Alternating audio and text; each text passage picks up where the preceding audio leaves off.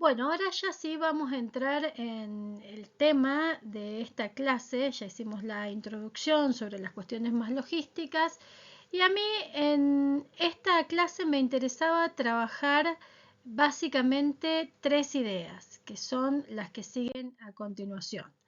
En primer lugar, quisiera referirme brevemente, y ese va a ser el contenido de este video, a la teoría del caso, que es algo sobre lo que vamos a volver una y otra vez en las distintas clases. En segundo lugar, para quienes hicieron el curso anterior que hicimos con el cuerpo de abogados conmigo, vamos a volver a hablar de qué significa la construcción de la verdad en el proceso judicial en general y en el proceso penal en particular. Y en tercer lugar, ya sí nos vamos a meter en las distintas fases o momentos del proceso penal y en cuál es la finalidad de cada una de esas fases. Esos son los tres temas que yo quería abordar en esta primera clase y que vamos a trabajar a continuación. Vamos a partir entonces con algunas definiciones o algunas ideas alrededor de la teoría del caso, porque esto es un concepto sobre el que vamos a volver a lo largo de todo el curso. Nos interesa destacar que la teoría del caso es una herramienta de trabajo para quienes litigan y una herramienta de trabajo en sentido de que nos va a permitir ordenar la información y separar la información que es útil para un proceso penal y la información que tenemos que considerar particularmente en un proceso penal de aquella información que puede ser relevante en otros ámbitos, pero no lo es en el proceso penal. Entonces, el punto de partida que queremos destacar es que siempre en el trabajo con esta herramienta tenemos que tener claro que estamos como trabajando en tres planos. Por una parte, el plano del derecho, la ley aplicable al caso. Por otra parte, el plano de los hechos, cuáles son las circunstancias concretas que hacen que una determinada vivencia, que un determinado acontecimiento del mundo de lo fáctico tenga relevancia en términos penales.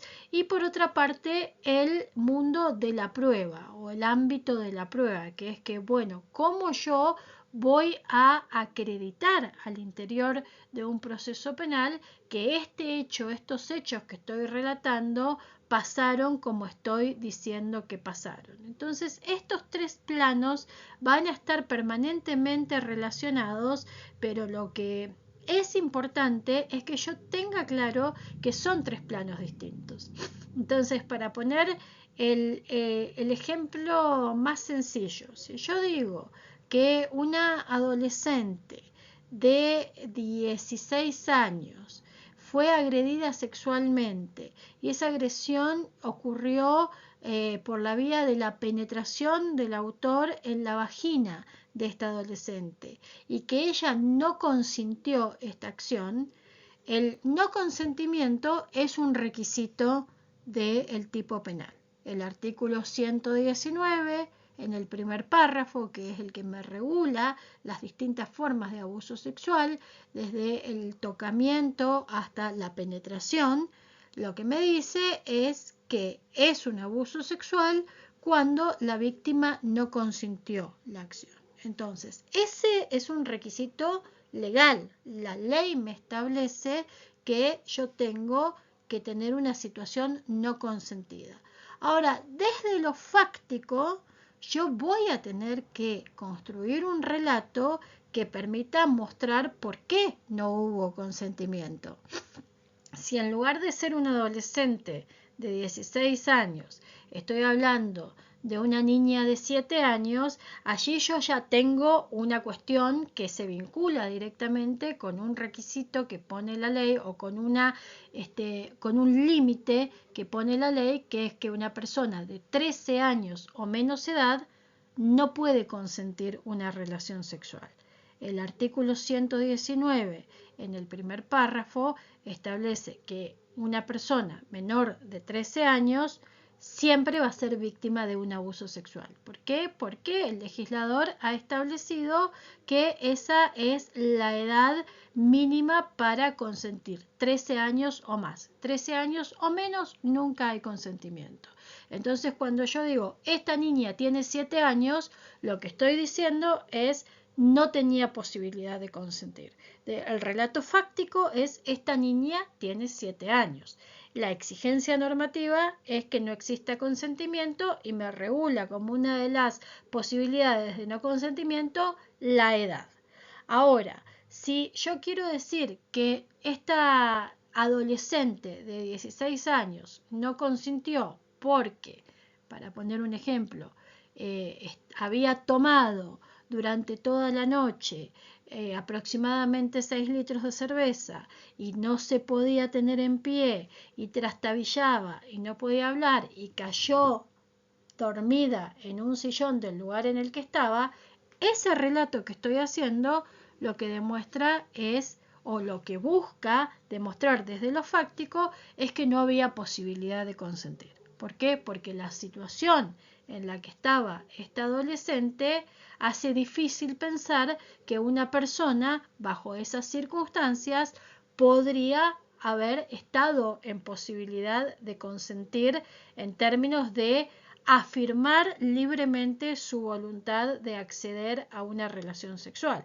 Entonces fíjense cómo el no consentimiento es una categoría abstracta, exigida por la legislación, es el derecho, y este relato que yo acabo de hacer es lo que me permite a mí decir que estoy cubriendo el requisito legal de la ausencia de consentimiento. Y luego va a venir el tercer plano, que es el plano de la prueba. Si yo digo que esta adolescente había tomado 8 litros de cerveza, no se podía tener en pie y cayó redonda, dormida en un sillón, lo que voy a tener que empezar a ver es qué evidencia tengo, qué prueba puedo tener en un proceso para sostener que esto que digo pasó como yo digo que pasó. Entonces, en principio, probablemente tenga su propio testimonio que va a contar, que salió, que esa noche fue a una casa con unos amigos, que tomaron bastante, que ya no se acuerda lo que pasó, etcétera, etcétera. Entonces, ya ahí tengo su testimonio va a funcionar como evidencia del relato fáctico que yo estoy construyendo para sostener que no hubo consentimiento. Y luego voy a tener que ver si tengo alguna otra evidencia para sostener este hecho. Pero fíjense cómo estoy trabajando en los tres planos.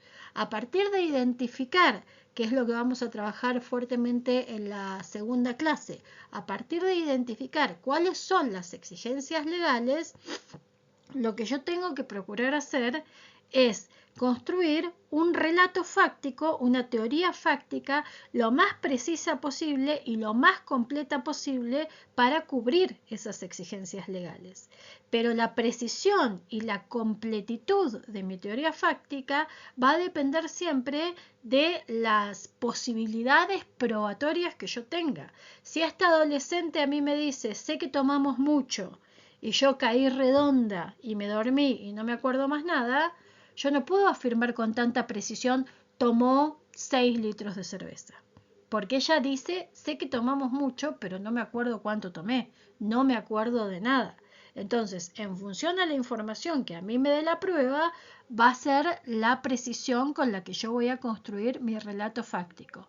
Entonces, ¿cuál es el primer punto que yo tengo que tener presente cuando ingreso a trabajar en un caso desde la mirada del litigante, desde la mirada de quien va a representar un interés victimizado en un proceso? ¿Cuál es la prueba que yo tengo para afirmar qué hechos que me permite cubrir qué categorías jurídicas? Yo siempre voy a tener que estar haciendo este ir y venir entre los tres planos y esto no va a ser estático. Esto va a ir variando en la medida en que yo avance en la investigación, porque también me puede ocurrir que esta adolescente, cuando le digo, bueno, vas a tener que ir a contar lo que te sucedió en una cámara Gesell con una persona que te va a tomar el testimonio, me diga, no, yo no quiero declarar. Entonces ahí lo que me voy a tener que preguntar es si yo puedo acreditar el hecho sin su declaración o si yo necesito esencialmente su declaración para sostener el hecho. Y eso me va a llevar a plantearme qué es lo que puedo hacer procesalmente. Si yo encuentro otros testimonios que apoyen su versión, me voy a tener que preguntar si puedo ofrecer o no puedo ofrecer esos testimonios y hasta dónde llegan esos testimonios y cuánto puedo precisar yo los detalles. Si esta adolescente me dice, yo no me acuerdo cuánto tomé, pero me caí redonda y no me acuerdo más nada, y a la vez una de sus amigas tiene un video donde se la ve tomando 1, 2, 3, 4 vasos de cerveza, ese video a mí me va a servir como una prueba de soporte del testimonio de la víctima, pero también me va a servir para precisar cuánto mínimamente tomó esta persona. Entonces fíjense cómo a partir de lo que yo vaya encontrando en materia de prueba, voy a poder ir precisando más mi relato del hecho y voy a poder ir cerrando más las exigencias que me pone el derecho para avanzar con un caso. De eso se trata la herramienta teoría del caso. ¿Por qué me sirve? Me sirve porque cuando yo identifico cuáles son las exigencias legales, puedo posicionarme mucho mejor en términos de ver cuáles son las proposiciones fácticas, cuáles son las afirmaciones que resultan de interés para el caso y cuáles no lo son. Y esto, que lo vamos a trabajar también cuando veamos testimonios, es muy importante para trabajar concretamente en lo que es evitar prejuicios y evitar incorporación de visiones estereotipadas en un proceso penal, porque todo lo que no sea relevante en términos de las exigencias legales y todo lo que se abra a la interpretación, voy a poder sostener una oposición cuando se pretenda utilizar si estoy clara en cuáles son las exigencias y con qué hechos cubro esas exigencias. Por eso decimos que la teoría del caso es una metodología de trabajo que tenemos que incorporar desde el primer momento en el que ingresamos a un caso. Cuando nosotros ingresamos a un caso, ya sea porque escuchamos el relato de una persona adulta que sabe que a un niño o una niña le está pasando algo, o recibimos un informe de un establecimiento educativo que manifiesta cierta preocupación por los cambios en el comportamiento de un niño, o recibimos a la persona que viene y nos cuenta lo que le pasó, en el mismo sentido en que nosotros tenemos que estar haciendo esa escucha y tenemos que ser empáticas y tenemos que procurar evitar revictimizaciones cuando estamos hablando con la víctima directa o estamos hablando con alguien de su círculo que manifiesta una preocupación por lo que está sucediendo, tenemos que hacer una partición en nuestro disco duro mental para empezar a pensar en este relato. ¿Qué prueba a mí me permite sostener en un eventual proceso penal y qué hechos me permite apoyar para cubrir qué exigencias del tipo penal? Y a partir de ahí yo voy a avanzar con este análisis en términos de si me alcanza o no me alcanza, digamos, si me alcanza realmente para sostener un abuso sexual con acceso carnal, que la víctima me diga que tomó mucho, no se acuerda lo que pasó y cree que pasó algo, si no tengo ningún otro relato o ninguna precisión sobre qué es lo que cree que pasó, o no es suficiente. Bueno, quizás lo que yo tenga que hacer a partir de ese relato es ir a buscar otros relatos de personas que hayan estado vinculadas. Quizás si la víctima viene inmediatamente a presentar una denuncia porque cree que le pasó algo, lo que tenga que hacer es pedir una revisión médica para ver si tiene alguna lesión en el cuerpo que me permita visualizar un determinado tipo penal que procede en el caso. Entonces yo voy a ir haciendo eso todo el tiempo y voy a ir trabajando con la prueba en función a esto, a los hechos que yo puedo sostener para cubrir los requisitos del tipo penal. ¿Qué es lo que sucede con estos tres ámbitos? La teoría jurídica es inamovible. el abuso sexual con acceso carnal a mí me establece una serie de exigencias que no van a cambiar, están ahí. El tipo penal me exige que yo acredite que no hubo consentimiento. Entonces, las formas de acreditar que no existió el consentimiento son múltiples. Puede ser que no existió el consentimiento porque hubo una situación de violencia, puede ser que no existió el consentimiento porque hubo una situación de amenaza, puede ser que no existió el consentimiento porque hubo una situación de inconsciencia, esto de tomó y no recuerdo lo que pasó, puede ser que no existió el consentimiento porque había una relación de jerarquía, de autoridad, digamos, se aprovechó en un determinado ámbito de una persona y eso le impidió a esa persona consentir. Tengo diversas indicaciones para establecer por qué no hubo consentimiento en el caso concreto, pero la exigencia de la ausencia de consentimiento yo la tengo establecida en el tipo penal. Entonces lo que voy a tener que hacer es observar los hechos pensando desde esas exigencias, porque es lo que voy a tener que cubrir.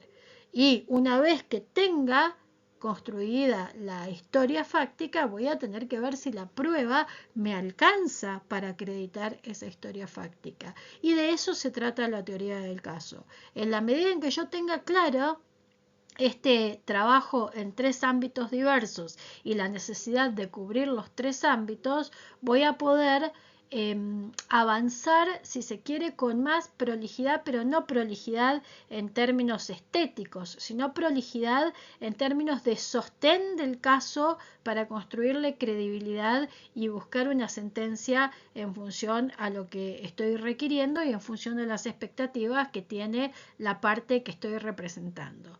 Por eso les decía cuando arranqué que sobre la teoría del caso vamos a hablar durante todo el curso. La semana que viene, cuando hablemos de las exigencias de los tipos penales y de cómo construir nuestras teorías desde el punto de vista jurídico, vamos a estar pensando en teoría del caso.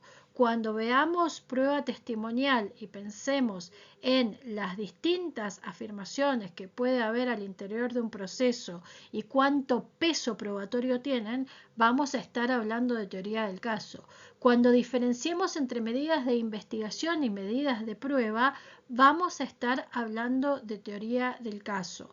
Lo importante de incorporar la noción de teoría del caso es que nos permite como litigantes partir de un mapa de trabajo claro que en alguna medida nos va a facilitar el andar por el proceso. Por eso es importante también que desde el punto de vista jurídico, cuando pensamos en teoría del caso, no solamente pensemos en las exigencias de los tipos penales, sino que también pensemos en la complementación de normas que tenemos, como por ejemplo, en el caso de infancias y adolescencias, en la Convención de los Derechos del Niño, en las diversas leyes que existen, en la ley de víctimas y en las obligaciones que se van generando en esas legislaciones que impactan en cómo deben interpretarse determinados requisitos específicos del Código Penal o en cómo pueden complementarse determinadas miradas sobre los hechos. Todo esto es teoría del caso y es la base de un trabajo eficiente en el litigio y de un trabajo sobre todo respetuoso de esta obligación de diligencia que tenemos por una parte y de no revictimización que tenemos por la otra con relación a víctimas que están atravesadas por múltiples vulnerabilidades.